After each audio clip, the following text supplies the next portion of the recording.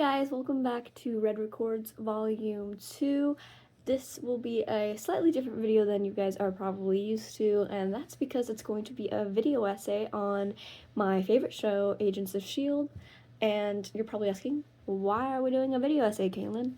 Well, it's actually because this was initially an assignment for one of my film classes, but as I was editing it and as I started filming it, I was like, might as well just post it on my YouTube channel because it is something that I love. Like, it is something that has been a part of my life for like so long. Like, I absolutely love Agents of S.H.I.E.L.D. and I just wanted to share that on here. So anyway, please enjoy. Cozied up in bed with the fluorescent glow of my laptop lighting my room in the middle of the night, I found comfort in Agents of S.H.I.E.L.D. It's not a series widely regarded for being a masterpiece or its stellar cast, even though both are true. The show is actually known for being a part of the Marvel Cinematic Universe, a collection of movies and television series produced by Marvel Studios that have interconnected storylines and characters. Although Agents of S.H.I.E.L.D. is often overshadowed by its MCU counterparts, it stands apart with its deeply personal stories, compelling characters, and connection with the audiences. Starting in 2008 with Iron Man, directed by Jon Favreau, introducing the vast and complex world of the Marvel superheroes, the character of Agent Phil Coulson was introduced, but later killed in The Avengers, directed and written by Joss Whedon. Clark Gregg, who portrayed Agent Phil Coulson in the previous MCU movies, returned to reprise his role. Coulson's heroic death in The Avengers had cemented his place in the fans' hearts, and his revival caught the attention of both Gregg and the audiences. Showrunners Joss Whedon, Judd Whedon, and Marissa Tantarowen managed to craft a way in which the character could be revived that remained true to the comics and the spectacular sci-fi nature of the MCU. Agents of S.H.I.E.L.D. remained a project that would attempt to duplicate the production quality of the MCU projects with a television series budget while staying within the interconnected storylines dictated by Marvel Studios. Television networks are more motivated by the business concerns rather than the creative ones. But the creativity of Agents of S.H.I.E.L.D. storylines were not diminished by the ties they had to the greater MCU. However, later in the first season, the MCU dictates that the spy organization of S.H.I.E.L.D. will fall after being infiltrated by an enemy spy organization that was believed to be destroyed during World War II.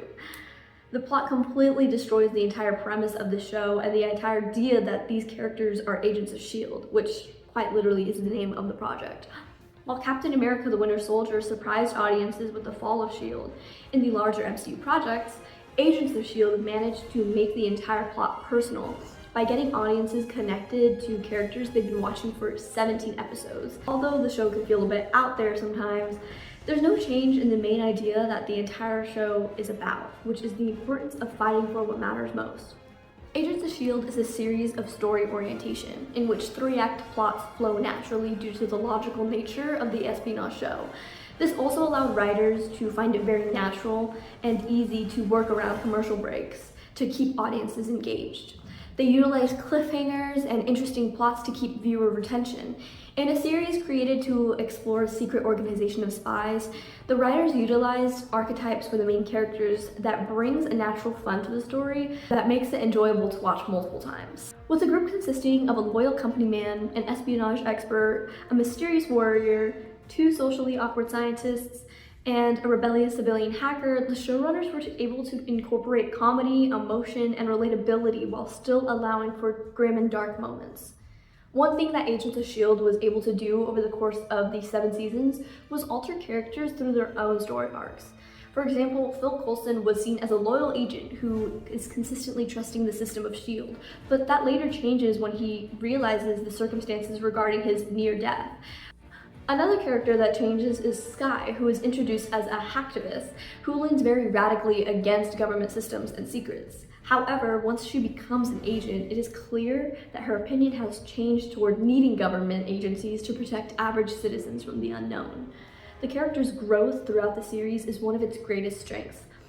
The writers masterfully created dimensional arcs where characters stayed true to their values and core, but evolved their perspectives on how to uphold them, creating a sense of authenticity and relatability. There is no doubt that Agents of S.H.I.E.L.D. is completely leaning into the science fiction side of things, but it's a large part of the reason why it's so entertaining for people like me to watch.